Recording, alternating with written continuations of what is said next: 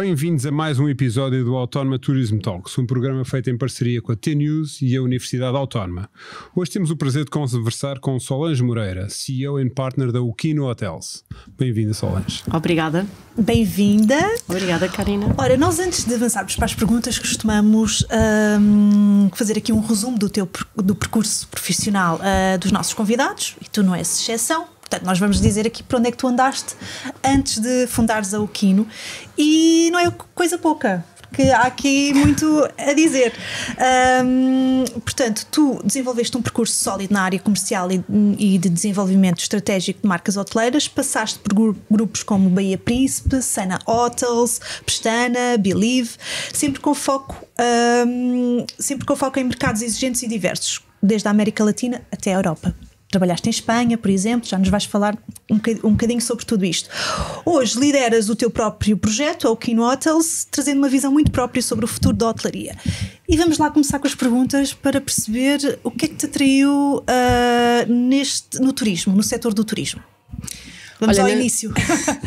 Na verdade não era a minha opção número 1. Sim. Fui um bocadinho direcionada pelo meu pai, que trabalhava num tour operador, e puxou muito para que eu fosse para turismo. Como eu não queria, porque eu queria ir para ciência política, portanto nada que ver, convidou-me a ir fazer a abertura da delegação de Tenerife um verão, portanto entre o 12º e a faculdade, e eis que eu fiquei a viver em Tenerife e a continuar os estudos por lá, porque gostei imenso daquilo e mudei completamente o foco. Sim, e depois, achaste que a área comercial tinha algum paralelismo com a ciência política e com a negociação? Talvez, eu acho que temos sempre que nos vender de argumentação. Exato. É um bocadinho por aí. Eu lá comecei como guia turística da Sol Tour. Sim. Portanto aí, queiras ou não, já estás a fazer um bocadinho de relações públicas e de comercial, não é? Eu fazia tanto o recebimento dos clientes no aeroporto, fazia a reunião de informativa com eles, até para venda de excursões, etc, etc. Portanto, fazia todo o acompanhamento no destino. E a partir daí ficou o bichinho, o meu pai veio-se embora, eu fiquei lá a viver e a estudar, a compaginar as duas coisas, e surgiu a oportunidade de entrar para o mundo da hotelaria. Entrei para o departamento de reservas, daí para grupos, daí para comercial, e a situação foi-se dando. Surgiu uma oportunidade para eu ir para um DMC. Eu queria experimentar um bocadinho de tudo para procurar qual era a minha zona de conforto dentro da área do turismo, e fui trabalhar para as viagens Martel, que gostei muito. Era assistente da Olga, a diretora. Representávamos grandes tour operadores, nomeadamente o Mundo VIP, Portugal, italianos, tínhamos a Eden Viagens, Med Hotels, etc. Mas o bichinho da hotelaria continuou sempre lá. Foi quando surgiu a hipótese de regressar aos hotéis e já para o departamento comercial e contratação, que era a área que realmente me fascinava. Sim. Mas em Espanha ainda? Isto tudo em Tenerife, sim, em Tenerife, ainda. sim. Surgiu depois a oportunidade de saltar para a Dominicana. Eu tinha estado no Bahia Príncipe em Tenerife como diretora de vendas, e surgiu a oportunidade de ir para Bávaro, para os hotéis que eles tinham aberto lá, 3 hotéis dentro de um mesmo resort, e ficar também com os de Porto Plata. E era diferente, não era? Ir trabalhar com mercados americano, Canadá, Sul-América, que eram mercados novos para mim. Eu acho que era continuar a minha formação. Mas nessa fase mudaste mesmo para lá a vida? Mudei. Foste para lá viver? Fui para lá viver. A Tatiana ainda era bem pequena, tinha 3 anos. Já tinhas uma filha? Tinha. Sim. A Tatiana já era nascida, tinha 3 anos e fomos para lá. E foi uma experiência ótima. Eu tenho muito boas memórias, tanto da Dominicana como da Riviera Maia, onde também vivi. Vivi mais na Riviera Maia, onde nasceu o meu segundo filho. Portanto, eu tive quase 2 anos na Dominicana e tive quase 7 na Riviera Maia. Mas é uma experiência, é ver culturas completamente diferentes, dar valor a coisas completamente diferentes. E o turismo lá, tu passas de hotéis de 400 quartos, que achas que são grandes, para hotéis de 1000, 1500, 3000 quartos, não é? Que aquilo é quase uma aldeia. Tu tens o que eles chamam o povoado dos empregados, acaba por ser uma cidade. Com cafetaria, com zona de lazer para eles e tudo. Aquilo é é brutal. Abre-te muito o campo de visão. E mesmo a nível de contratação, e o Gonçalo vai-me perceber, tu passas de contratar allotments de 50 quartos a contratar garantias de 400 quartos diários, quer dizer, não é? A escala é imensa e dá-te outra visão do negócio, mesmo a nível de pessoal, de formação, porque tens que formar muito mais, não é? As pessoas não estão... Naquela altura que eu estava lá, que ainda foi há uns quantos anos, não vamos falar de quantos, não interessa aos pormenores, mas tinhas que dar muita formação, um bocadinho como tu estás agora talvez em Cuba.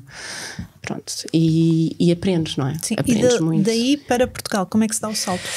Mas deixa-me só voltar um bocadinho atrás, porque há um aspecto que eu acho relevante, que é muita gente vê como um obstáculo a capacidade de conseguir levar a família, desenvolver a família, ter uma vida pessoal com este modelo de viajar e de mudar de país, e portanto acham que as duas coisas são incompatíveis, mas tu conseguiste mais ou menos compatibilizar. Admito que tenha havido alguns desafios. Não é fácil, até porque eu tinha 20 e poucos anos. Note-se, portanto, o primeiro passo é difícil. Na verdade, eu acho que foi a sorte. O primeiro salto foi com a Bia Príncipe, na altura que o Sr. Pinheiro ainda era vivo, e ele, pelo menos a mim, tratou-me super bem. Eles trataram-me do colégio para a Tatiana, eles trataram-me da casa, portanto eu tinha todo o apoio por parte da empresa, e inclusivamente para regressar 2 vezes ao ano à Europa para vir ver a família. Portanto, a própria empresa deu umas condições para eu me sentir confortável, inclusivamente nas visitas que ele fazia à Dominicana antes de começar qualquer reunião de trabalho. Porque eu lembro-me, ele tratava-me pelo meu apelido e dizia sempre: Moreira, a miúda gosta do colégio, estás contente com a casa, tão confortáveis. Portanto, ele tinha sempre essa preocupação, e eu acho que isso te ajuda, não é? Porque acabas por ter tudo muito fácil. Tu, quando chegas lá, já tens a estrutura toda montada, tens que te adaptar a nível cultural, mas e depois até para a Tatiana, inclusivamente para o X, que depois nasceu na Riviera Maia, eu acho que foi uma experiência muito boa, porque eles adaptam-se facilmente a ambientes novos, são muito extrovertidos, falam logo com as pessoas, não têm dificuldade em fazer amizade, e eu acho que é por isto, porque tiveram sempre que se adaptar. Estranho, não sei nada a ti, tu és muito introvertida, portanto. Mas acho que também o ter vivido em diferentes países ajudou, honestamente. Sim. Podem ter algo nos genes, mas acho que ajudou. Pronto, depois, rapidamente, só para concluirmos esta parte do percurso, tu voltas para Portugal e fazes... Sim, a minha última fase era consultora na Riviera Maia, para o governador de Quintana Roo. Sim. O tema político, mas lá está, era para criar programas de promoção turística que fossem à par com a agenda política do Estado ou do governador, neste caso. Eu gostava muito, tinha muita liberdade, era uma coisa muito criativa, gostei imenso de trabalhar com o Félix. Na verdade, o tema de trabalhar no meio político não me sentia... Não te agradou? Não era a minha praia. Pois. E foi quando resolvi voltar para Portugal. Pronto, e depois fazes aqui um percurso em cadeias hoteleiras, grupos hoteleiros muito relevantes, não é? Pestana, Sana, faltou Vila Galé. Faltou. É verdade. O Gonçalo não quis contratar, olha, tive que ir para a concorrência. Ainda falámos, mas a negociação era dura. Se calhar passávamos já aqui para o Quino. Sim. O que é que achas? Porque depois deste, eu vou brincar, agora vou ser brincalhona contigo. Parece que depois de teres passado por estas cadeias hoteleiras, tu te fartaste e quiseste criar a tua própria marca. Como é que isto surge? Isto surge durante a pandemia, não é? A empresa onde eu estava começou a vender parte das empresas do grupo, ou a tentar vender, umas conseguiu, outras não. Nomeadamente a parte hoteleira, venderam 2 das unidades, estavam a negociar gestão de tantas outras, e eu achei que já não fazia sentido, não é? Porque ia passar de 30 hotéis a 11. Havia muita incerteza, não é? De o que é que ia acontecer quando se desse toda esta movimentação com os diretivos que estávamos. E então surge a ideia minha e de uma colega minha de termos algo próprio. Eu desde sempre pensei em ter um hotel boutique aqui em Lisboa, que eu pudesse gerir tranquilamente, algo pequeno, mas com todo o know-how que nós tínhamos internacional, tanto a nível de destinos como de mercados emissores, achámos que podia fazer sentido. Tínhamos claro o que não queríamos, que é o que tem e também é uma forma de nos diferenciarmos, não é? Que é quando as empresas têm muita dimensão, a única forma de controlar é os reports, é os manuais, e parece que se perde um bocadinho aquele lado pessoal, não é? De olhar para o produto com o seu ADN, integração no meio de onde está, no destino, e é por aqui que nós quisemos ir, criar uma empresa que fizesse propostas à medida e gerisse os hotéis à medida, obviamente dentro dos nossos padrões, daquilo que é a essência da UKIN, mas sem perder a essência da unidade hoteleira. Sim, e assim nasceu. Eu acho que a pandemia foi realmente um momento transformador para muitas pessoas. Pelo menos as pessoas a fazerem alguma pausa e a pensarem efetivamente o que é que gostavam de fazer. E aqui é um dos exemplos em que Sim, nós já parecíamos máquinas, parecíamos fábricas, sabes? Cada hotel já era uma fábrica, já era tipo copy-paste, não chega a ser, mas não é? As dimensões chegam, a escala já é tão grande que começa a ser um bocadinho assim. E eu estava um bocadinho cansada, queria algo meu, algo com a minha identidade, minha e da minha sócia, obviamente, que a gente se identificasse a 100%. Sim. Mas que tem desafios agora do ponto de duríssimos. vista duríssimos. Podes identificar com os grandes, por exemplo, não é o mesmo um proprietário recebe uma oferta ou uma proposta da Hilton ou da Marriott, não é? E uma da UKINO, e primeiro tem que ir à web ver o que é o UKINO. Portanto, e a partir daí começa a nossa grande dificuldade, não é? Obviamente as nossas condições são mais baixas, têm que ser, não é? Isto é a lei da oferta e da procura, mas estamos contentes com os nossos resultados. Tivemos a sorte de ter uns proprietários com 2 hotéis que apostaram logo em nós, porque conheciam o nosso trabalho. Conseguimos superar os números que estavam pela cadeia anterior, que era uma cadeia internacional. E apesar da marca ser nova, o site ser novo, conseguimos que o nosso site fosse o canal número 1 de vendas online. Portanto, eu acho que isto logo na primeira temporada deu-nos logo, se a gente tinha ali algumas dúvidas, não é? E é normal que no início comeces com medos, deu-nos ali um push de otimismo e de motivação para o que aí vem. Nada arrependida desta decisão, portanto. Voltaria a tomar. Olha, eu tenho pessoas à minha volta. Porque transversalmente tem muito mais áreas da hotelaria do que. Exatamente. Se bem que eu em empresas que estive, nomeadamente na última, também já fazia expansão, por exemplo. Eu ajudava com a parte da. Portanto, já o business plan. Não estavas só com a área comercial. A parte dos business plan, a parte de receita já era feita por mim. Portanto, já tocava um bocadinho, mas não tocava no 100%, não é? Ou seja, ter uma empresa é completamente diferente. A área fiscal, a área legal, não é? A jurídica. Portanto, tu tocas aqui fatores novos. Pá, para mim é bom porque sinto que continuo a evoluir, não estagnei, porque eu cheguei a um ponto antes da UKIN que sentia que já não estava a aprender. Ou seja, era todos os dias o mesmo, sabes?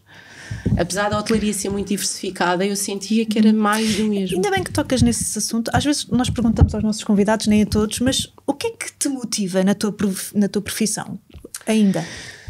Olha, motiva-me que eu acho que nós trabalhamos num setor que gera emoções, não é? Nas pessoas, seja nos trabalhadores, nos hóspedes,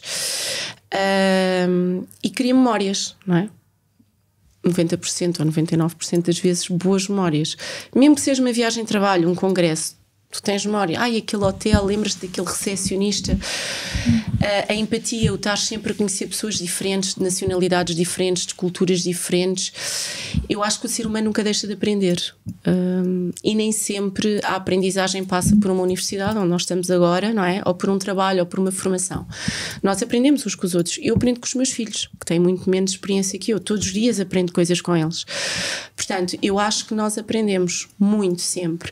E tive a sorte de, ao longo do meu percurso, tanto de colegas superiores, equipas, clientes ou inclusivamente concorrência, de fazer amigos para a vida.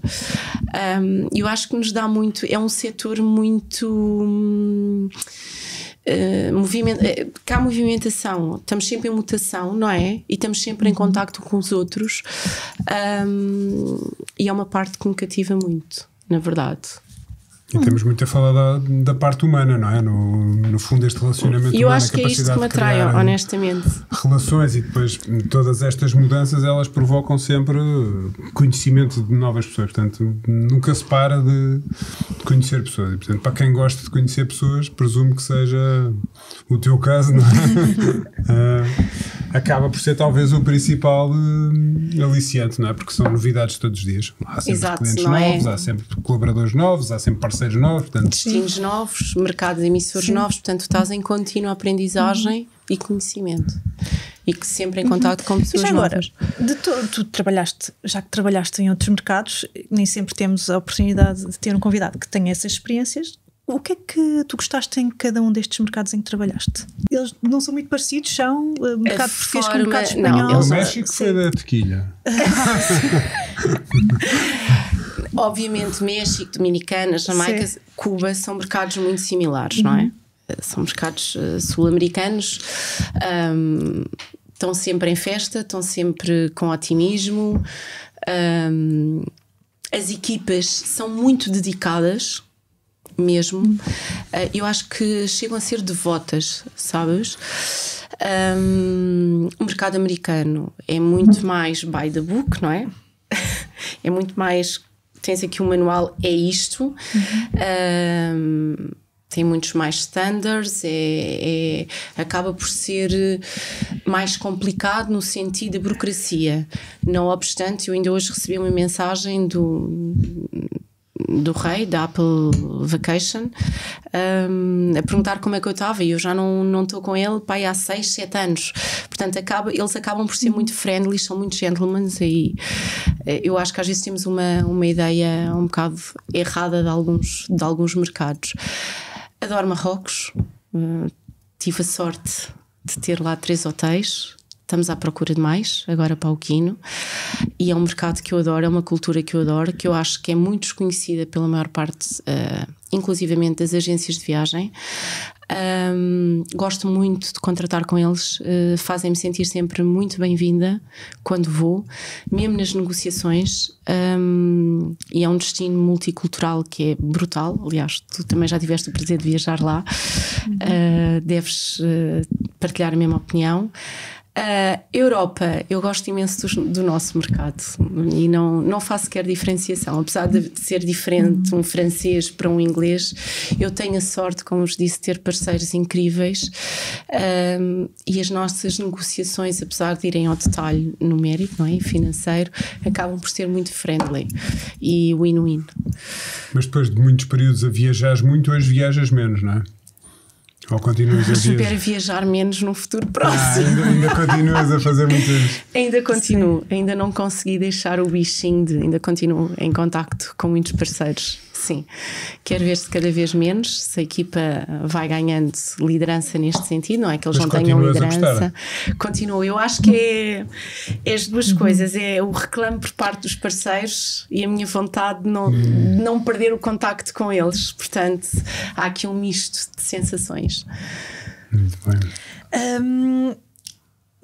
Ligando estas duas questões, até porque estamos a gravar numa universidade e fazemos sempre esta pergunta: o que é que conselhos é que darias às novas gerações que queiram seguir uma carreira em hotelaria? Eu perguntava-te isto, e também o que é que tu valorizas nas pessoas com quem trabalhas? Que características é que tu valorizas? Isso, claro, também liga aqui um pouco com conselhos darias a quem quer seguir esta área. As características que eu valorizo: empatia, proatividade e atitude. Porque eu acho que o know-how tu podes, se tem o básico, não é? Como é evidente, eu acho que a formação técnica tu podes dar. Não obstante, é muito difícil mudar a atitude de uma pessoa, não é? Ou a forma de ser, ou a forma de estar, porque vem com ela, não é? Portanto, são questões que eu valorizo. Se um colaborador tem a vontade, é proativo, é empático, não é? Com o cliente, com o companheiro, comigo, eu acho que são as skills mais importantes, não é? Para estar na equipa, para conseguir interagir e integrar-se bem. Para quem quer seguir turismo, primeiro tem que gostar muito e têm que estar preparados para uma dedicação. Eu costumo dizer que o turismo não é serviço público. Foi tu ir fazer um estágio em Tenerife, não é? Pois. Portanto, não é aquele horário das 9 às 5. Tens que gostar daquilo que fazes, tens que dedicar muito de ti. O lado bom é que estás sempre em constante mutação, e um hotel é uma estrutura tão grande com tantos departamentos que eu acho que tu acabas sempre por encontrar o teu lugar. Não sei se partilhas, Gonçalo, mas acho que é um bocadinho assim, não é? Porque são departamentos completamente diferentes e tu acabas sempre por conseguir encontrar o teu lugar lá dentro. Muito bem. Antes de passarmos ao questionário rápido, acho que ainda temos tempo. Olhando para o futuro, o que é que tu esperas para a tua carreira e para a evolução do setor nos próximos anos? O que é que tu projetas? Olha, eu espero para a minha carreira, neste caso é o futuro da UKIN, não é? Porque já deixas de pensar em ti, começas a pensar num conjunto de pessoas e numa empresa. Não estás só voltando aqui um bocadinho e pegando também num bocadinho nesta pergunta, não estás a pensar multi-país, ou estás limitada só a uma geografia? Não. Nós estamos a olhar, como te dizia, por exemplo, para Marrocos, para Espanha, Maiorca. Portanto, visto que a nossa experiência também é em destinos múltiplos, não é? E variados, a ideia é essa, não só Portugal, mas... No fundo, destinos que vocês conhecem relativamente bem, onde podem acrescentar algum valor. Exatamente. Portanto, o futuro da UKIN passa por isto, não é? Por ter mais unidades hoteleiras em gestão, que estamos a trabalhar nesse sentido, e ir aumentando valor, já seja de qualidade, já seja financeiro, às unidades hoteleiras que gerimos, não é? Porque essa é a nossa mais-valia para o proprietário em si. Qual era a outra pergunta, Karina? Não, e a evolução do setor nos próximos anos? É assim, o setor em geral, em Portugal, eu acho que depende da zona. Se falas onde eu tenho os meus hotéis no Algarve, acho que passa por desenvolver um bocadinho as estruturas, a rede de transportes, porque começa a ficar difícil, não é? Nós vamos aumentando tarifas, mas o destino tem que acompanhar este aumento, tem que começar a olhar para o Algarve como um destino de luxo, não é? Não podes ter hotéis com preços de luxo, com infraestrutura dentro do hotel de luxo e depois não teres tudo cá à volta. E falta, inclusivamente isso acaba por afetar também no tema da mão de obra, porque não há transportes para as pessoas irem trabalhar, é complicadíssimo. Portanto, se a pergunta vai por destinos, eu acho que poderíamos estar aqui uma tarde inteira a falar de onde é que deveria evoluir. A nível mundial, eu acho que nós somos o primeiro setor a acrescentar valor às economias. Quando a economia está estável, está bem. Quando há um conflito ou uma epidemia, somos os primeiros também a sofrer, não é? Não somos um bem de primeira necessidade. Eu acho que temos que começar a olhar para este lado, de que forma é que podemos equilibrar estes períodos menos bons e o que é que podemos fazer por antecipação para chegar lá. Muito bem. Vamos passar aqui a um questionário rápido. Queres começar? Sim, posso começar.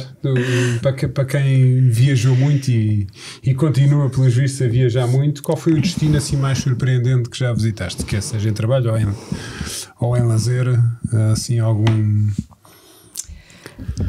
Tailândia. Tailândia? Okay. Em trabalho, Marrocos, já vos tinha dito. Em lazer, Tailândia. E assim, só por alguma razão, embora seja rápida. Tailândia, olha, eu desde que fui para a Tailândia aprendi muito da cultura asiática, e não é à toa que o nome da empresa é um nome asiático, do modo de vida deles, do tema budista, e admiro imenso, gosto imenso mesmo o serviço hoteleiro é diferente na Ásia. Eu estive em Bali este ano, é completamente diferente a postura. É cultural, eu já detetei que é cultural, mas é espetacular. Identifico-me com aquilo. Praia, cidade ou campo? O que é que tu preferes? Olha, eu sou amante do sol, da praia, mas depois, por exemplo, de 2 semanas de férias em agosto na praia, preciso urgentemente da vida da cidade. E o que é que nunca falta na tua mala de viagem? É sempre muito completa. Mas olha, tenho sempre um diário que escrevo à mão. Tenho sempre o meu Kobo para ler, os meus fones para ouvir música, à parte toda essa série, etc. Mas estas 3 coisas estão sempre comigo. Nunca faltam. Nunca. Mais uma para terminar? Sim. Para onde é que viajarias agora se pudesses fazer as malas em 10 minutos? Não vale a Tailândia, tem que ser outro destino. Para onde é que eu viajaria? Olha, viajaria para o Japão. Para o Japão. Ias à Expo. Agora está a decorrer. Não, faria um circuito por todo o Japão. Muito bem. Sim. Ainda dá para fazermos mais uma. Vá lá. Dá, acho que sim. Então, qual é o teu guilty pleasure quando estás hospedada num hotel? Massagem. Muito bem, terminamos assim. Terminamos assim com uma massagem para relaxar. Muito bem. Então é só dizer o que costumamos dizer. Acompanhe-nos nas redes sociais da Autónoma e do T-News. Até breve.